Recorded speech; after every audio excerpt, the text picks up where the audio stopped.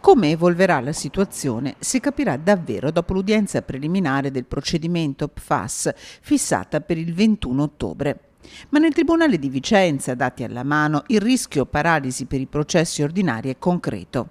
Già incardinato e fortemente voluto in città il processo per il crack della Banca Popolare, 3 i giudici che lo stanno seguendo, 2 quelli che potrebbero essere assorbiti per il caso PFAS, che tra l'altro vede migliaia di cittadini e la stessa provincia iberica tra le potenziali parti civili. A fianco dei magistrati si schierano gli avvocati che hanno scritto una lettera al Presidente della Repubblica Sergio Mattarella, al CSM e per conoscenza al Presidente della Corte d'Appello di Venezia. La sezione penale del Tribunale di Borgo Berga è formata dal Presidente e da 9 giudici.